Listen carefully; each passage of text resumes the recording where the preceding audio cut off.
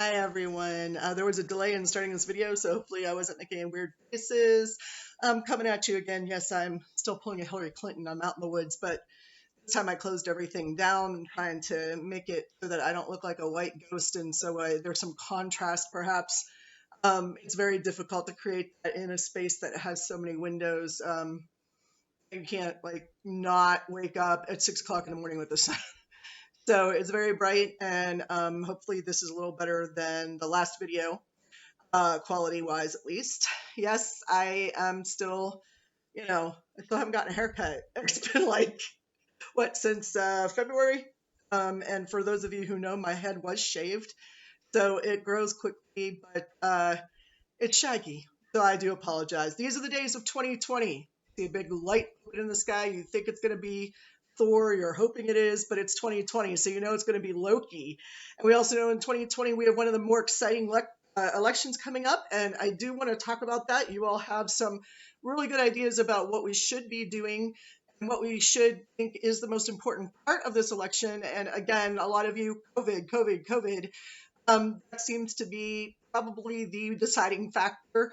I don't think it's going to be the economy this time. I don't think it's going to be a war this time. I don't think it's going to be joblessness or stimulated economy. And you know what's kind of sad is that we're not even electing a president at this point on promises, plans, or policy. We're electing a president based on what we're doing in hindsight with once in a century dilemma of this pandemic. So it's a really interesting time for all of us. And I would love to talk about that today, but instead, I've got to keep us sort of getting prepared to talk about it. So the first thing we need to do is know what it is we're supposed to talk about and how we're supposed to talk about it. Now, I've given you 10 days that's 10 business days to read I think it was three or four articles about the field and the study of political communication, why we do it, what we do, what areas we look at in communication, how we view politics in terms of communication. We're looking at really the process of how government communicates with the people, how the people communicate with the government, and of course, how we communicate with each other as the polity, as the citizens who make up this public discourse. Now, I gave you a really long time to read those because I wanted you to actually read them, which some of you have texted me and said, hey, what's going on? We still have a class. And I thought, yeah. And they're like, is that all I have to do is just the reading? And yeah, just the reading, because I really want you to do it. And one of the things I've heard in the past is that if you assign reading, people will read it for the purpose of a test or for the purpose of a question or for the purpose of in the classroom discussion. And of course, we don't have that. So what's motivating you to read those? Nothing.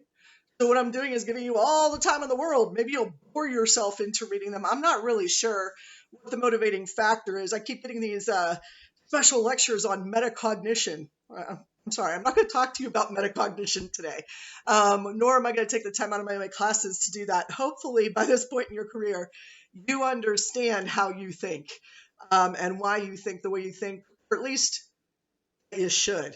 Okay, so I'm not going to get into those kinds of things which your other classes may be getting into. I'm not going to give you a daily assignment. I'm not going to quiz you on your readings. I'm going to expect if you want to learn something you will have read. And I'm also going to expect that in order to participate in the latest discussion question, which I'm posting, that you will actually read those because if you just throw up a, bluff answer, I'm probably going to know. What is this week's question going to be? This week's question is going to be about the field and sort of who we are, what should we be studying? So my question is not what should we be studying or what's important about the 2020 election. My new question is, what do you think our questions should be, research questions should be in this upcoming election? If you were going to design a question, I'm not going to get too picky about, oh, you have to have dependent and independent variables and all that other stuff. I'm just wondering, because we could talk about how we would answer that question later. But in fact, we're going to do that today. But I just want to know, what question would you ask as a researcher, as a scholar in the field of political communication? What would you ask based on what you've read as far as what political communication researchers and scholars do. Um, the other thing I want to do today, besides give you that new assignment, you don't get to go away just yet. But I do want to talk about how we research in communication. I'm going to be taking you back, some of you, probably to 210. Some of you, this may be new, but I doubt it. But I do want to talk about researching in communication generally, because in order to understand how we research in political comm, you have to understand how we research communication. So, brief review, I think. If not, ask me any question that you like in the discussion section of Blackboard, and I will answer it. So hopefully that will help. So let's start off with the four main paradigms in communication research. Generally, these are the four that we stick with. We have post-positivists, we have the constructivists or humanists, we have the rhetorical, and then we have the critical. Okay, and generally speaking, those are four very broad terms for four very broad paradigms. Paradigms, of course, are worldviews or ways of thinking about a particular phenomenon in the world. Now, almost all of us in the communication field fall into the constructivist rhetoric areas. You don't have to be in just one. Although their underpinnings and their presumptions are a little bit different. Particularly the humanists, the constructivists, basically we can bleed into different areas depending on what kinds of questions we're asking and what kinds of research we need in order to answer those questions. Thus the term constructivist. So let's start off by defining those. The first is the post-positivists. We call them post-positivists because nobody truly believes really anymore that we can, without exception, know a single unifying truth in what Aristotle would call the artificial proofs, right? In reasoning, human beings are the greatest, most unpredictable variable in the universe. So if we're going to study communication, we're studying human beings. We're studying definitely that variation of that level of variation. We're unpredictable as all get out. I mean, look at 2016. Boom, and we're unpredictable. That was easy. So even when we think we're predicting, we're not. So most of the time, political science and researching political communication is in hindsight. We're looking back in order to look forward. And we've called 2016 unprecedented, and pretty much every year since then, that means that literally we have nowhere to look back to in order to understand it. The post-positivists believe that there is a way to sort of empirically understand phenomenon. I believe that's true. I just don't happen to think if it's really in communication, at least not much of it. Okay. I don't think a lot of you would argue with me about that. We say post-positivist because like I said, nobody really believes in like sort of that direct, I can understand exactly what is in your brain and you can understand what's in mine. But we do believe that there is a way to know something, that there is a baseline truth that we therefore can sort of mold in terms of our audience, in terms of us, in terms of what's going on, and come to some generalizable conclusions. Generalizable conclusions. That's probably the biggest, most important thing to a positivist. Although they're looking for an empirical truth, most positivists are looking for an empirical truth, but acknowledge that that empirical truth may be interpreted many ways. Thus, we end up with things like, oh, here, take this drug. It's for losing weight. Side effects, gaining weight. Because in some cases, the human body does weird things. So we get all of these different exceptions when we look at pharmaceutical research, right? It's supposed to be research that's all about the empirical, exactly what's going to happen when, right? But that's not usually how that data comes out. And the reason why that's important is because the post-positivists at least acknowledge that's the case. And so what we end up with is people who say that they want to do quantitative measuring of empirical data, who also acknowledge that that data is not as set in stone, let's say, as firm, as empirical as, say, medical or scientific data involving senses, the five senses or more senses. Um, so we're looking at, some people do their research here. Brian Calfano, there were two guys I worked with, Charlton McElwain and Stephen Caliendo, and some others who, particularly in political science, believe that we can sort of recreate a scientific experiment of how will people react when they see a certain political ad or when they hear certain words, and so on. I don't happen to agree with that, but I've done it. So I've done the research, and I think that's why I say I don't agree with it generally. I can do it. I just don't fall into that category on a regular basis. My paradigm tends to straddle between the humanist and the rhetorical. Let's talk about the humanist or the constructivist position. That position we put right after postpositivist because we believe that there is a truth out there. It may be somewhat empirical. It may be reasoned. It may be interpreted. You might hear this called the interpretivist viewpoint. But we can share it. You and I can share a meaning. Okay. Most communication scholars kind of have to believe this because if we don't, what are we studying, right? So most of us come from this constructivist position that language and words help us construct a truth, and a generalized, generally agreed upon truth. Whether that's represented scientifically in data, empirically through data, or not, it's what the shared truth is. Probably the most common form of this would be chicken noodle soup as a cure for the common cold. It's not a cure. It does make you feel better. It used to be just an old wives' tale, pass it down from person to person. But it turns out that the reason for that is because of the salt content in chicken noodle soup particularly, but most canned soups have a lot of salt in them. And so that salt helps you feel better. It will dry up nasal passages. It will give you a boost of energy. It will make you want to drink. And your body will therefore put more fluids in, which then makes you feel better.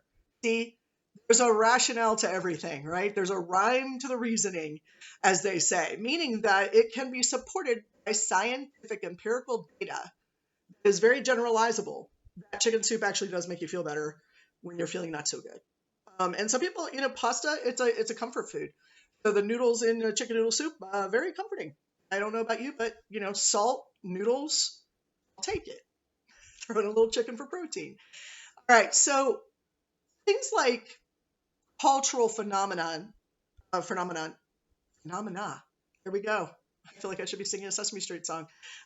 Things like old wives' tales or like handed down common sense. These things generally are working themselves into our truth and our reality through the interpretivist perspective. But when we get together, we'll all say, refer to things that are accessible to us as human beings, as members of the United States, as people on the planet, as people at SU, whatever that sort of shared identity is, or whatever those shared experiences are, we'll be able to rally around those. We each interpret them differently, but we're able to understand each other's interpretation and share those interpretations. And so we create and we share meaning together. Okay. And it also changes as the group, as we change. Thus, in particularly political communication, generations as they replace each other. Of course, the oldest generation dies off, a new generation comes in, and so on and so forth. As generations move through this generational replacement sort of process, the values of the polity change. And believe me, I've seen that in my lifetime. And I realize I'm 46 years old, so clearly to you, I'm old.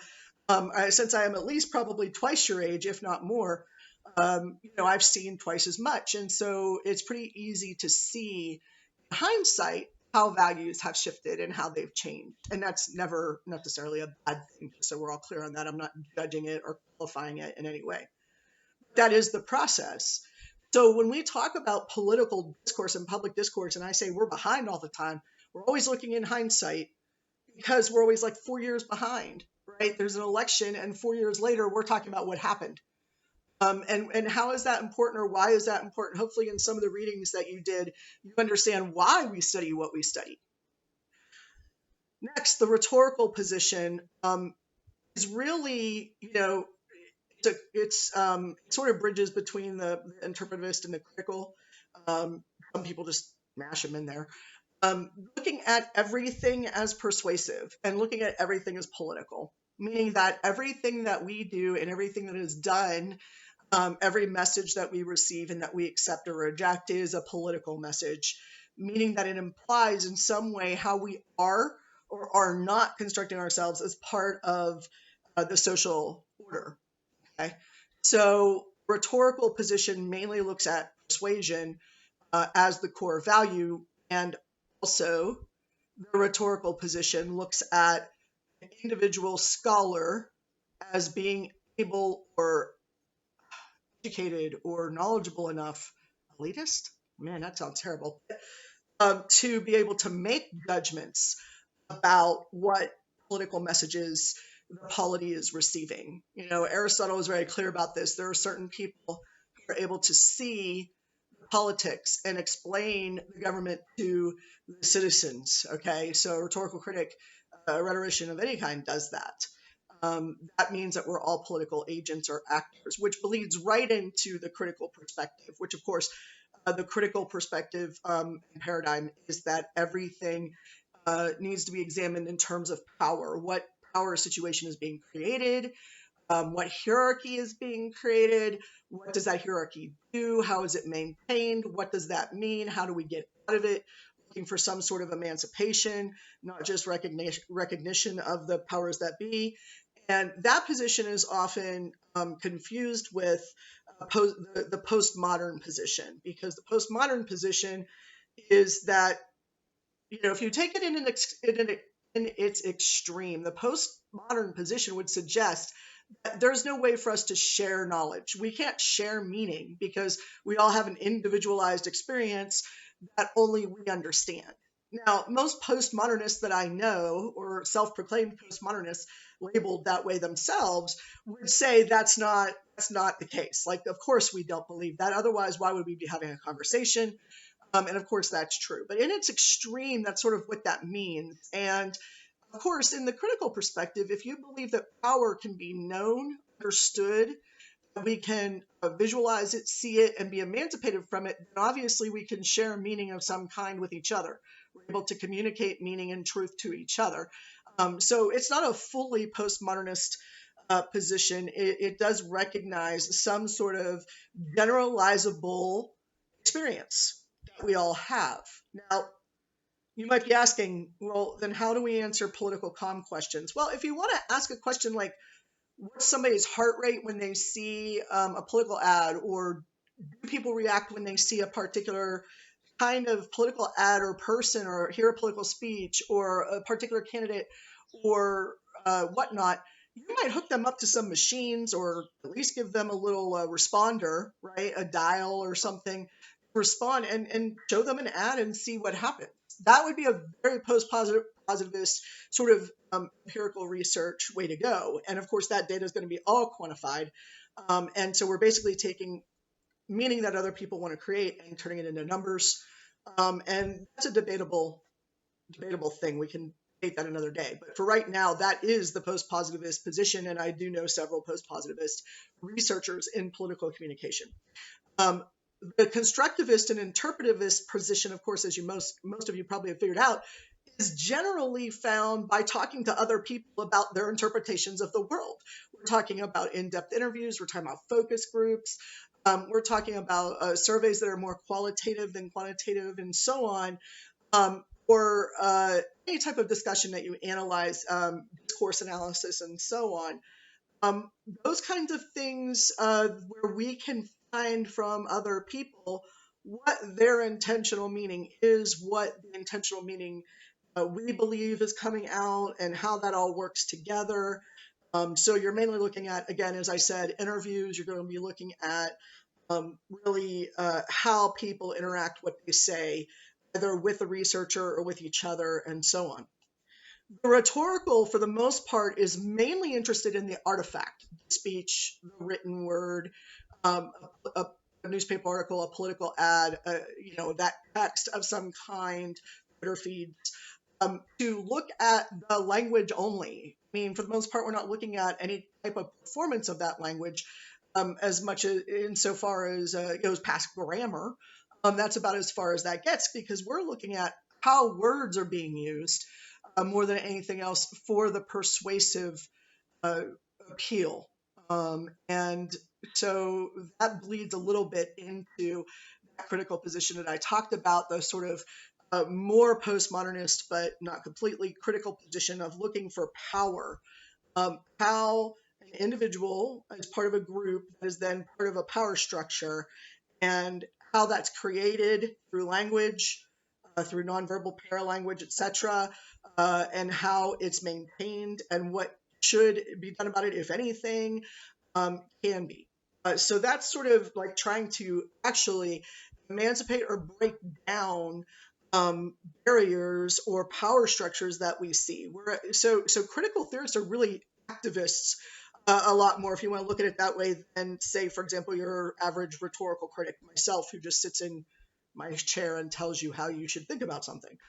Which now that I'm saying it sounds really, really bad, and I'm seriously considering doing something about that for myself, which of course is naturally what has happened in the communication field over the past 50 years or so since we've been in existence. We have gone from, we can study the biology of somebody's communication patterns and this sort of, transactional, I send you a message, you receive said message in the way that I intended it, the way I want you to interpret it.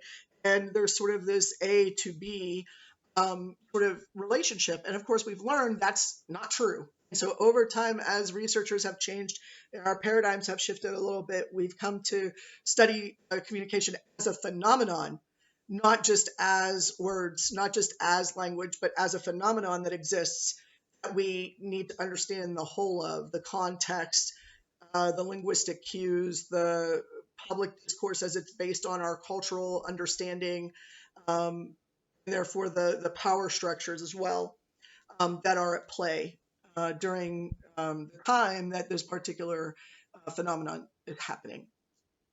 So I feel like I confused that a lot more than I needed to, but you get the idea. Political communication, we generally come at it from 4 different positions, generally.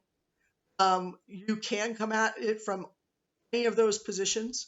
It would be really hard to mix a critical theorist with a post-positivist. I don't really know how that would happen, but the two in the middle are a little bit mushier, a little more difficult to separate. But in the end, what we really need to know is what the field of political communication needs or looks at, what it examines, what we want our role to be in that, like what kinds of questions do we see needing to be answered. And then that's on a very general level, because then we get into each of the 4 years of a presidential election for the United States, for example, midterm elections, local elections, local policy, national policy, etc. That is what we are interested in. And particularly right now, I think you all said that COVID was going to be the most important thing in this year's election. Well, that means that what we're really looking at is how COVID policy is being decided on, dictated, what discourses surrounding it, and what it means. And therefore, then we'll be able to speculate about what impact that's going to have on the actual vote, which is the way that citizens communicate with their government, is through the vote. So you guys are right on track. I'm feeling pretty good about it. I'm going to post a few more things for you to read for the upcoming weeks, and we'll continue to stay on track. I think that I'm going to be giving you some very practical reading this week, basically just how campaigns work, what campaigns look like, and so on. So this will be a very, how to run a campaign for dummies, or what campaigns look like for dummies. People always ask me to do those kinds of things, like get this down to the most basic level. So it's sort of the structure of the campaign, the roles in the campaign. And none of this is going to relate to what's going on right now, because campaigns despite the fact that a lot of things have changed, some things haven't. For example, you have to have a candidate. You usually have someone who's helping them with their communication. You usually have someone who is helping with the money, the finances, etc. And those things have not changed. So we'll look at what has not changed in political campaigns so that we can get sort of a baseline for where we're starting. And that is going to be it for this week. Well, it's Friday, so it is my goal to produce things for my Com 350 class on Mondays and Wednesdays, to produce something for you guys on Tuesdays and or Thursdays. And then I have to do my 706 class at a different time. I sort of do that when I need to. So hopefully that's the kind of schedule I'll be looking at. I have not been consistent with that for the last 2 weeks, obviously. I think we're all a little bit flustered and it didn't quite work out the way we all planned it to. Like all summer I was planning and I was like, wait, this isn't working out the way it was supposed to when I planned it. So we'll work with that. Hopefully you guys have had no problem accessing the readings. Hopefully you've had no problem with the lectures. Maybe they're working as insomnia cures for you. That's fine. But keep in touch. It's really hard to be on this end of things because you all are out there and I've got no reaction. And I really usually thrive on the student discussions. So I'm going to put up that question that I told you for discussion, and have a great weekend. And if you don't want to answer that until next week, don't worry. You guys have at least a week to answer these. I don't put a point system on it really so much as just please participate. And if you do, you get the full participation credit at the end of the semester. And that's in the end what matters, right? Plus, I think we're all excited to talk about this year, right? It's October, November. That means we're in election season. Okay, we've been in it for like a year and a half. Okay, maybe 4 years. Good weekend, y'all. I'll talk to you soon.